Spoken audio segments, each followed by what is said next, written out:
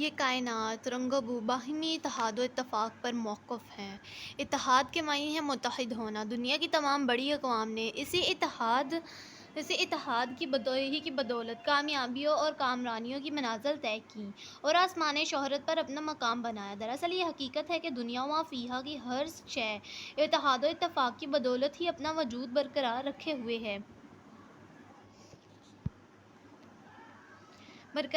ہوئے ہے۔ مثل مشہور ہے، ایک اکیلا دو گیارہ، یعنی اگر کوئی فرد یا شخص اکیلا ہو تو اس کی حیثیت ایک انسان جتنی ہے، لیکن اگر دو ایک مل جائیں تو 11 کا ہندسہ بنتا ہے، جو اعداد میں ایک سے بہت بڑا ہے۔ اس سے یہ ثابت ہوتا ہے کہ اتحاد و اتفاق میں یقیناً بہت برکت ہوتی ہے۔ مظاہر فطرت کا مشاہدہ کرنے سے معلوم ہوتا ہے کہ اس جہان آب و گل کی ہر چیز کا وجود باہمی کشش پر منحصر ہے۔ اگر یہ باہمی کشش ختم ہو جائے تو دنیا کا تانا بانا بکھر کر رہ جائے۔ عام مشاہدہ ہے کہ جانور بھی مل جل کر گروہوں کی شکل میں رہتے ہیں۔ بگلے اور دیگر پرندے، شہد کی مکھیاں اور یہاں تک کہ چیونٹی جیسی حقیر مخلوق بھی ایک دوسرے کے ساتھ مل کر رہتی ہے، جبکہ انسان تو اشرف المخلوقات ہے۔ اس کے لیے تو اتفاق کی اہمیت اور بھی زیادہ ہے۔ ایک مشہور مقولہ ہے کہ انسان ایک معاشرتی حیوان ہے۔ اللہ تعالیٰ نے اس کی ذات میں جماعتی تقاضے رکھے ہیں۔ وہ اکیلا زندگی بسر نہیں کر سکتا۔ اس کی تمام تر کامیابیوں کا انحصار دوسرے لوگوں کے وجود پر ہے۔ اس بات کا اندازہ اس چیز سے ہوتا ہے کہ جب ایک جانور کا بچہ پیدا ہوتا ہے تو وہ پیدا ہوتے ہی دوڑنا بھاگنا اور رزق کی تلاش شروع کر دیتا ہے۔ اس کے برعکس ایک انسان کا بچہ جب پیدا ہوتا ہے تو وہ دوسروں کا محتاج ہوتا ہے۔ اسے اگر اکیلا چھوڑ دیا جائے تو وہ مر جائے گا۔ وہ کافی عرصے تک اپنے ناک پر سے مکھی بھی نہیں ہٹا سکتا۔ انسان کی ضرورت کے پیش نظر گاؤں، قبیلے اور ملک وجود میں آئے ہیں۔ کہیں تو مذہب نے انسان کو ایک دوسرے کے قریب کیا ہے اور کہیں قبیلے اور نسل نے انسان نے گاؤں، شہر اور ملک بنا کر رہنا شروع کر دیا۔ اس تخصیص نے ایک تخصیص کو جنم دیا اور وہ تخصیص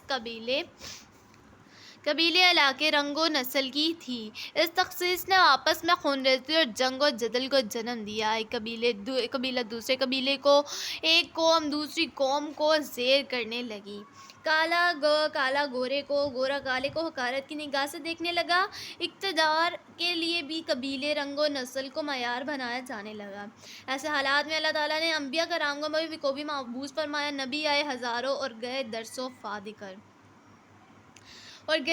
وفا دے کر، مگر جغرافیائی حدود نے اس چیز کو مزید ہوا دی اور یہ زمین مرکز خیر و شر میں بن گئی اور بنی آدم نے اسے اپنے ہی خون سے آلودہ کر دیا۔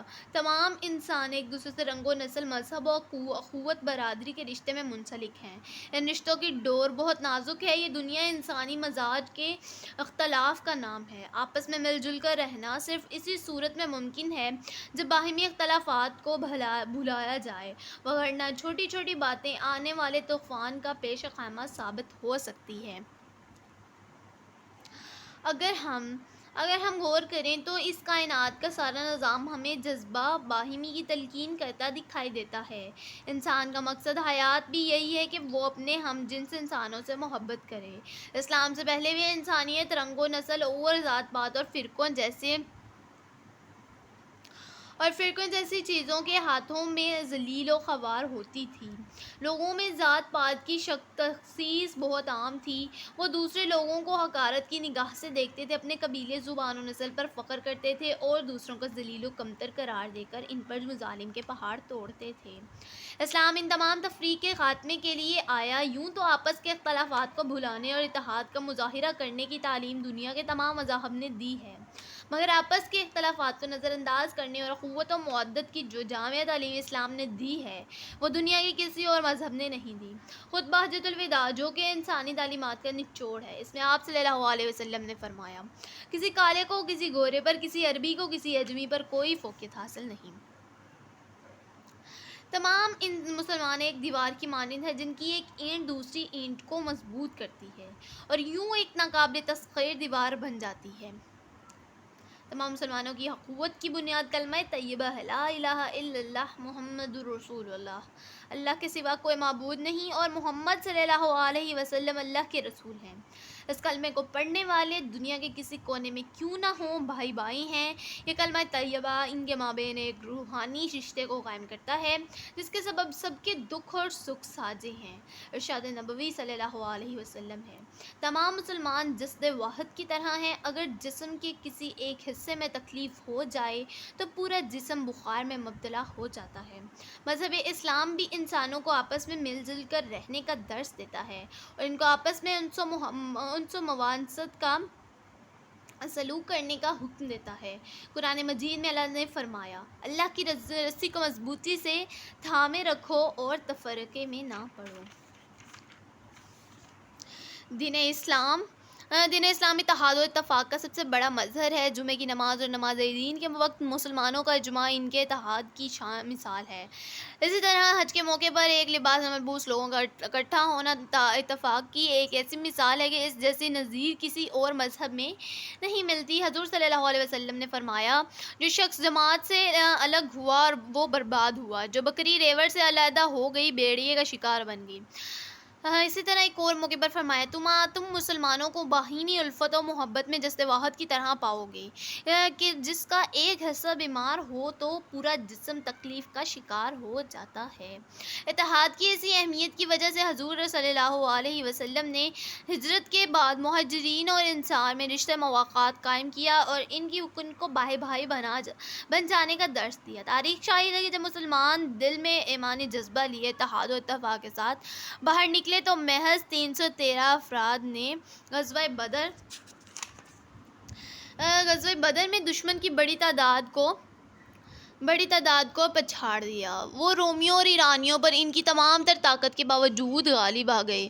تمام دنیا ان کے قبضے میں آ گئی اور ہر ایک سے انہوں نے اپنا لوہا منوایا، مگر جب غزوہ احد میں ان کے اتحاد میں ذرا سے بھی لغزش آئی تو جیتی ہوئی جنگ ہارنا پڑی۔ اس طرح جب وہ امیوں اور عباسیوں میں تقسیم ہوئے تو تاتاریوں کے ہاتھوں شکست کھانا پڑی۔ برصغیر میں مسلمانوں نے 1000 سال تک حکومت کی، مگر جب میر جعفر میر صادق جیسے غدار پیدا ہوئے تو یہ حکومت انگریزوں کے حوالے کرنا پڑی۔ میسور کے سلطان ٹیپو کو انہی غداران وطن کی وجہ سے شکست کھانا پڑی۔ جب سلطان ٹیپو کو شہید کیا گیا تو انگریزوں نے یہ صدا بلند کی، آج ہندوستان ہمارا ہے۔ دراصل قوم افراد کا مجموعہ ہے۔ ایک فرد کی کسی قوم میں وہی حیثیت ہے جو ایک قطرے کی کسی سمندر میں ہوتی ہے۔ مغربی سوچ کے مطابق قوم کسی ایک نسل یا ایک قطعہ زمین سے تعلق رکھنے والے افراد سے بنتی ہے، جبکہ مسلمانوں کا نظریہ قومیت اس سے بالکل مختلف ہے۔ ان کے مطابق ہر کلمہ گو انسان ملت اسلامیہ کا فرد ہے، خواہ وہ جغرافیائی اعتبار سے ان سے کتنا ہی دور کیوں نہ ہو۔ اس لیے اقبال نے اپنی قوم کو نصیحت کرتے ہوئے کہا، اپنی ملت پر قیاس اقوام مغرب سے نہ کر، خاص ہے ترکیب میں قوم رسول ہاشمی۔ ان کی ملت کا ہے ملک و نسب پر انحصار، قوت مذہب سے مستحکم ہے جمعیت تیری۔ اقبال کے مطابق تو اسلام کا نظریہ قومیت ہر لحاظ سے اہل مغرب کے نظریہ قومیت سے برتر و افضل ہے، مگر اس کے باوجود آج کل مسلمان زوال پذیر کیوں ہیں؟ اس کی وجہ ان کے درمیان موجود نفاق ہے۔ آج مسلمان مختلف طبقوں میں بٹے ہوئے ہیں۔ یہ اسی نفاق کی وجہ سے ہے کہ آج تمام دنیا کے مسلمانوں کو اسرائیلی تگنی کا ناچ نچائے ہوئے ہیں۔ اسرائیل کو امریکہ کی حمایت حاصل ہے، جبکہ مسلمان ایک دوسرے سے بہت دور ہیں۔ عرب ممالک میں بھی نا اتفاقی ہے۔ مقام افسوس یہ کہ آج کے مسلمانوں کے لیے ان کے اپنے بنائے ہوئے بے معنی سے فرقے دین اسلام سے زیادہ معتبر ہیں جو حضور صلی اللہ علیہ وسلم نے ہم تک پہنچایا۔ آج کے دور کے مسلمان فرقوں میں بٹ کر ایک دوسرے کے جانی دشمن بن چکے ہیں۔ شعبہ سنیوں کے شیعہ سنیوں کے خلاف ہیں اور سنی اہل تو شیعہ کے، ہر ایک اپنے فرقے کو درست تصور کرتا ہے اور دوسرے کے فرقے کو غلط خیال کرتا ہے۔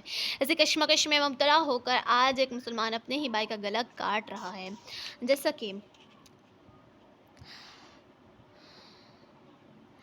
کہ ایک شاعر نے کہا، میں یہ کس کے نام لکھوں جو علم گزر رہے ہیں، میرے شہر جل رہے ہیں، میرے لوگ مر رہے ہیں، کوئی اور تو نہیں ہے ہیں پس خنجر آزمائی، ہم ہی قتل ہو رہے ہیں، ہم ہی قتل کر رہے ہیں۔ اگر آج ہم عالمی برادری میں اپنا نام پیدا کرنا چاہتے ہیں تو اس کے لیے ضروری ہے کہ ہم اپنے اندر اتفاق پیدا کریں اور معمولی تضادات کو نظر انداز کر دیں۔ ہمیں قائد کے اس اصول پر عمل کرنا چاہیے: اتحاد، تنظیم اور ایمان۔ اور بقول شاعر: اخوت اس کو کہتے ہیں جو بے کانٹا جو کابل میں، تو ہندوستان کا ہر پیرو جواں پیداب ہو جائے۔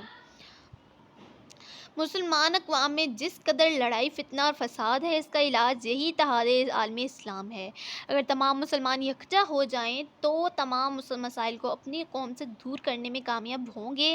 علامہ اقبال نے جا بجا اپنے کلام میں مسلمانوں کو متحد ہونے اور اپنے معاشرے کو فتنہ، فساد، لڑائی جھگڑے اور خون ریزی جیسے امراض سے پاک کرنے کا درس دیا ہے۔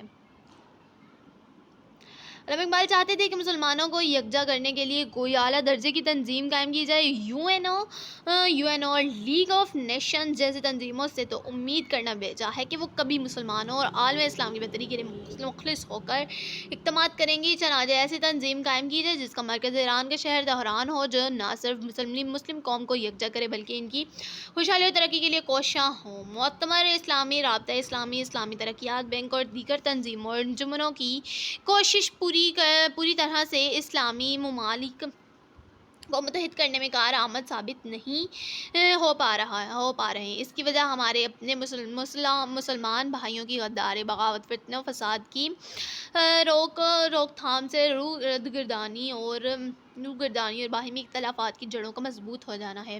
ان حالات میں مسلمانوں کو اللہ کے نبی محمد صلی اللہ علیہ وسلم کی تعلیمات و احادیث پر غور کرنا ہوگا۔ رسول اکرم صلی اللہ علیہ وسلم کا ارشاد ہے: مسلمان کا بھائی ہے، وہ نہ تو اس پر ظلم کرتا ہے اور نہ ہی اس کو بے یار و مددگار چھوڑتا ہے، اور جو کوئی دوسرے کی حاجت پوری کرے گا اللہ تعالیٰ قیامت کے دن اس کی پریشانی دور کرے گا، اور جو کوئی دوسرے مسلمان کی پردہ پوشی کرے گا قیامت کے دن اللہ تعالیٰ اس کی پردہ پوشی کرے گا۔ اس حدیث کی روشنی میں تمام مسلمانوں کو دوسرے مسلمان بھائیوں کے دکھ درد کو اپنا ماننے اور پردہ پوشی کا درس دیا گیا ہے۔ رسول اللہ صلی اللہ علیہ وسلم نے اس حدیث پر ہی اکتفا نہیں کیا بلکہ اس کی عملی مثال پیش کی ہے۔ ہجرت مدینہ کے موقع پر جب مہاجرین مدینہ میں پہنچے تو ان کے پاس نہ کھانے کے لیے کچھ تھا، نہ رہنے کی جگہ۔ ان حالات میں رسول اللہ صلی اللہ علیہ وسلم نے تمام مسلمانوں کو ایک جگہ اکٹھے کیا اور ایک مہاجر کو ایک انصار کا بھائی بنا دیا۔ ان میں رشتہ موافقت قائم کر دیا۔ بھائی چارے اور اسلامی اخوت کی ایسی شاندار مثال ہمیں اور کہیں دکھائی نہیں دیتی۔ ہر انصار اپنے مہاجر بھائی کو گھر لے گیا اور اس کی ہر ممکن مدد کی۔ کچھ نے تو اپنا مال آدھا کر کے اور کچھ نے اپنا پورا مال اپنے انصار بھائی کے سپرد کر دیا۔ مسلمانوں کو اپنے اندر اپنے بھائیوں کے لیے رحم دلی کا جذبہ پیدا کرنا چاہیے۔ اگر دنیا کے ایک کونے میں کسی پر ظلم ہو تو دوسرے گوشے میں مسلمانوں کو تڑپ اٹھنا چاہیے۔ خنجر چلے کسی پہ تڑپتے ہیں ہم امیر، سارے جہاں کا درد ہمارے جگر میں ہے۔ اتحاد و اتفاق کسی بھی قوم کی ترقی میں ریڑھ کی ہڈی کی حیثیت رکھتا ہے۔ آج مغربی اقوام دنیا کے وسائل پر قابض ہیں، سارا میڈیا، ساری معیشت اور ان کے ہاتھ میں ہے۔ اگر ان کا سفیر ہلاک ہو جاتا ہے تو وہ پاکستان کو تباہ کرنے کے در پہ ہو جاتے ہیں، مگر افسوس کہ ہم اپنے گھر میں بھیگی بلی کی مانند ہیں۔ اتحاد و اتفاق کی وجہ سے ہی کسی قوم کے افراد کی اہمیت ہوتی ہے۔ اگر ان میں اتفاق باقی نہ رہے تو معاشرہ ایسے انسانوں کا مجموعہ بن جاتا ہے کہ جن پر جتنا افسوس کیا جائے کم ہے، کیونکہ فرد قائم رابطہ ملت سے ہے، تنہا کچھ نہیں، موج ہے دریا میں اور بیرون دریا کچھ نہیں۔ اس لیے مسلمانوں کو نیل کے ساحل سے لے کر تا خاک کاشغر ایک ہو جانا چاہیے۔ اسی میں ان کی بقا کا راز مضمر ہے۔ ایک ہوں مسلم حرم کی پاسبانی کے لیے، نیل کے ساحل سے لے کر تا خاک کاشغر۔